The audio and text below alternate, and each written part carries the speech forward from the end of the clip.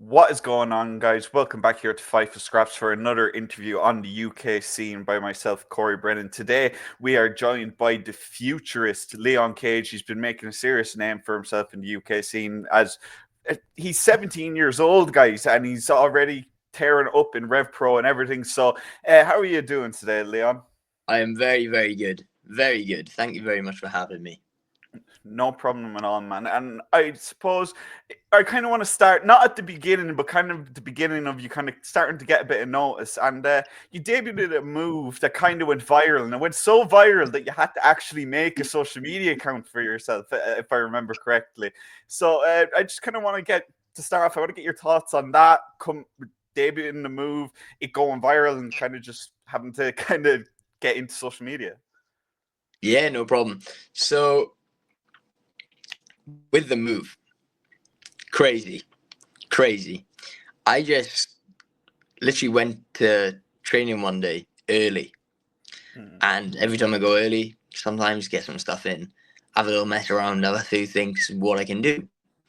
And on the way up, I thought, right, I've got an idea for this move that I can just put them on the rope, give them a stomp to the back, and then as they come off, I'll just powerbomb them. Mm-hmm. And it was as simple as that. Well, like we tried it, Yeah. and it worked straight away. It just happened. It was literally happened perfect first time. Yeah. I thought, wow, okay, I wasn't expecting that. And so I just kept it in the back pocket. Like we filmed it when it was in training, and I got the footage still of it. And I'm hitting it, and I'm just laughing because it actually does work. And then we were at a show, and I said, right, I wasn't meant to be. So I was meant to be on a different show that unfortunately got cancelled. Yeah.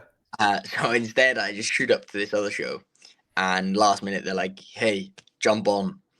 So I'm like, right, okay, I got this new move I want to try. There, I just put you on the rope, give you the stomp to the back, and then powerbomb you. And obviously, we do it. Thought nothing of it. We just came back, and I was like, that went really smoothly. I hit the move really well. Then the boy that I did the move on, Tommy Vril, he put it up on like TikTok. Yeah. And within like an hour, it had like a ridiculous amount of views. And he was like, text me, he was like, you have to put this up, you have to put this up, you have to put this up. So I just stick it on Instagram. I'm like, at first I didn't want to put it up. Yeah. Because the quality of the footage is so bad. I was like, I can't put this up. But then I put it up and instantly it starts blowing up. My phone's going crazy. And then Mark Andrews texts me. And he's like, can you just send that to me? Because I'm just going to put it up. So then he put it on Twitter. Yeah. And from there, it blew up big time and changed everything. And yeah, it was crazy. So I just had to make a Twitter account. Because I was like, I don't have Twitter. Yeah. But I'm all over Twitter. Yeah. So yeah. And has that been kind of a bit of a kind of not so much a struggle, but something that's put a little bit of added pressure at this so early on in your career? Like, is it something that has added a little bit of pressure, or is it something that you've kind of gone right now? I just need to keep stepping up to the plate. I mean, definitely there's an aspect of living up to the standard now. Yeah. I mean, having that done and, just being 17-year-old boy who enjoys wrestling, and now I've gone over 2 million views. And, I said, like, if more people are going to be seeing me, I need to get in better shape. So that was like what I was more focused on, is just getting a better physical shape, which I've done with a personal trainer now. So, it's a case of doing other things as well as the wrestling now to like make up for the other stuff. But yeah, it definitely is that added little bit of pressure, especially when it first happened. And speaking of pressure, kind of, so we're recording this on Tuesday. On Sunday, you had possibly the biggest match of your career so far. That'd be Yeah. It was a rematch from a previous match that you had with Michael Oku. Michael, obviously, He kind of had the torch passed to him by Will Ospreay earlier this year. He's pretty much the face of British wrestling right now. Definitely. You went in there for over 20 minutes in the 229, and you had people coming out of it, and I could see it on social media as the match was happening, just everyone coming out with Rev Pro talent, fans, everything just going. Leon Cage is absolutely incredible. What was that match like for you in the moment, and coming back, logging onto social media and seeing all that love from Rev Pro talent, fans, just anyone who'd seen the match, basically? Honestly, just crazy. So the first match we had, it was fairly similar in the thing of like having standing ovation, people like banging the ring, and it was a very surreal moment, especially for me. Like, it was very much like living your dream as a wrestler. That's how it felt to me. And then, like very recent, that happened in middle of October. November, less than a month after, I did my Rev Pro debut against Will Caden, which is only going back 2 weeks now. Yeah. It's crazy. Probably feels a lot more for you. Yeah, it does.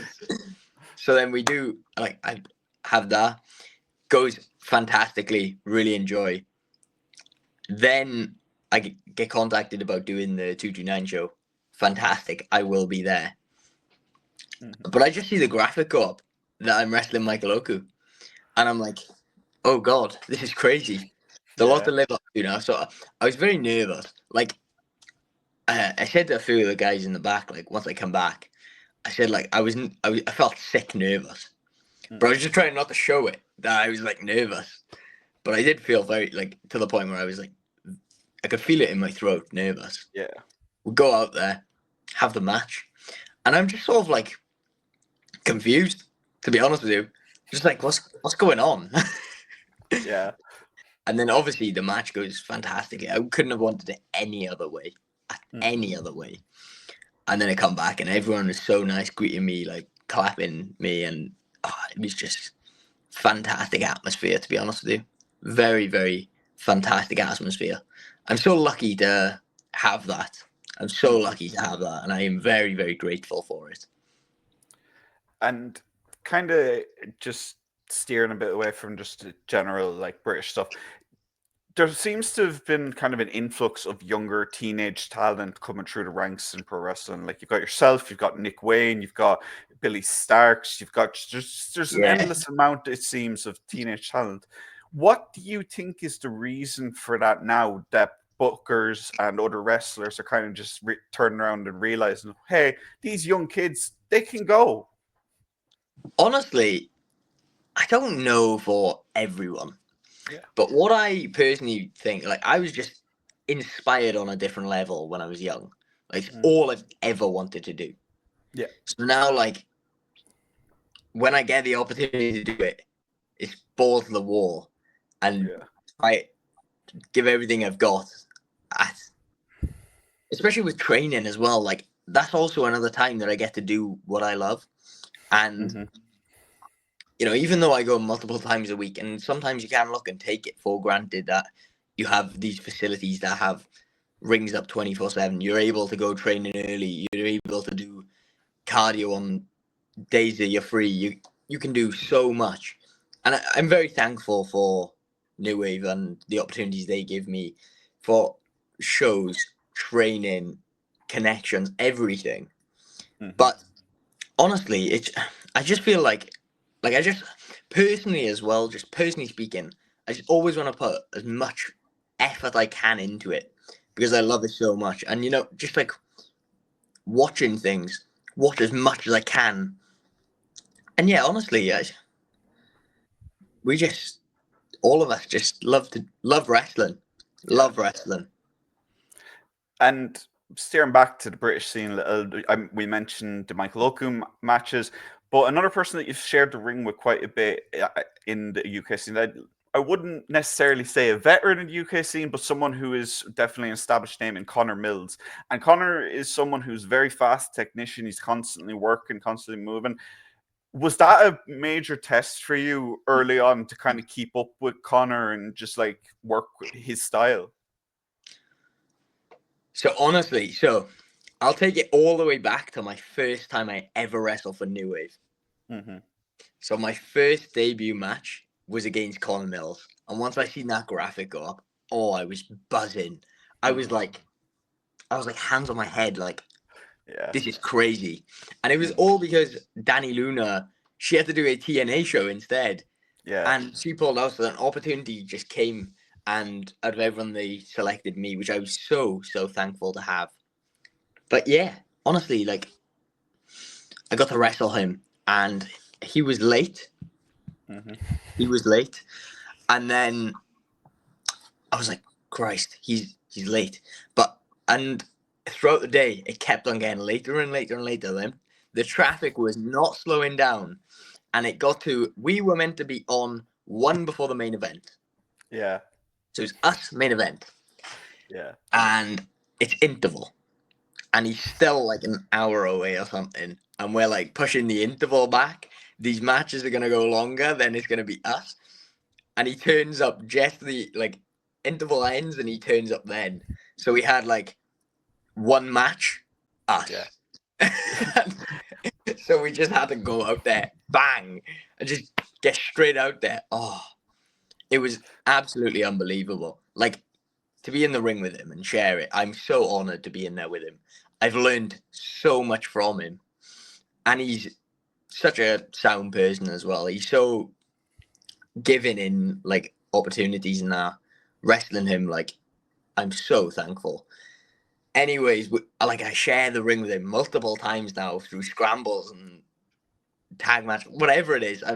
It's crazy. And every time, just want to be clear that every time I've been in the ring with him, he's unbelievable, out of this world. Then it came to Attack Goosebumps, and the night before, I get told, "Oh yeah, tomorrow you're gonna wrestle Colin Mills." So I'm like, "Oh, so it's a habit now." Crazy. Yeah, I was like, "Oh, crazy." It was like a full circle moment, really, from like last year.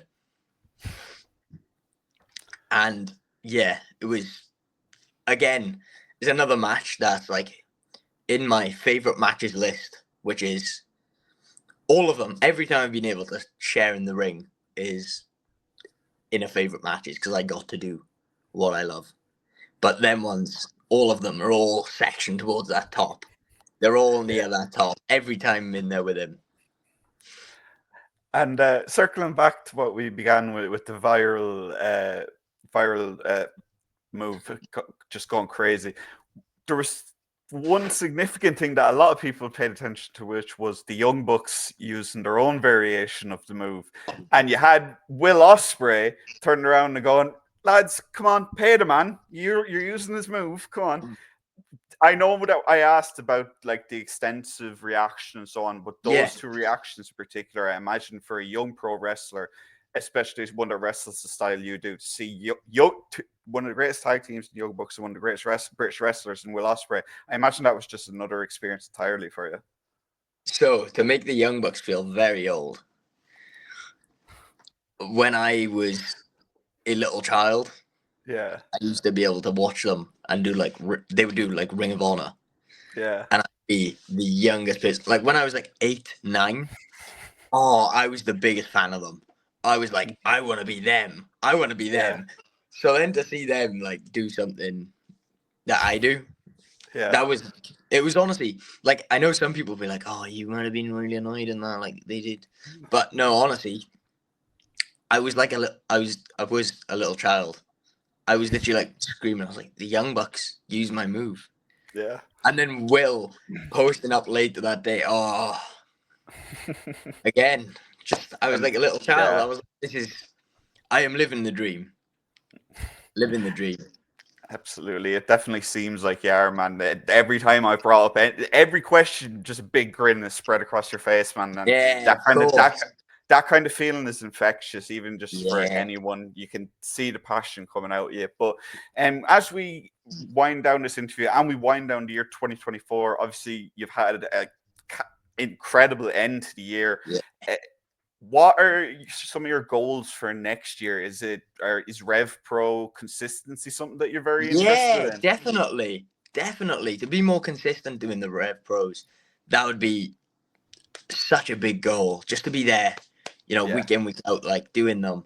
That's such a high goal to have. And I hold that company to such a high standard. And I'm so lucky to be able to wrestle for them as I have these past few weeks. I cannot stress enough how lucky I am as a person, and how, you know, all the people before me have put the opportunities in for me.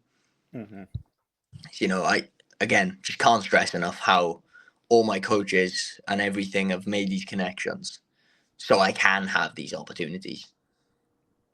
And Leon, I just want to thank you for sitting down again for this. You've been absolutely class. Do you want to tell people where they can see you coming up in upcoming bookings, where they can follow you? So if you just go on Instagram, everything, I'll be there sharing every day. Twitter, exact same. My merch link is on them. Please have a look. And yeah, that's me. Like I said, guys, you got to check out Leon if you haven't already. 17 years old, very quickly becoming one of the best young stars in the UK and in Europe at large. You're going to see a lot more of him coming soon. If you are new to Fightful Scraps, make sure to hit that like button, subscribe, and yeah, guys, let me know who you want to see me interview on the UK and European scene next, and make sure to go follow Leon, and see you all in the next one.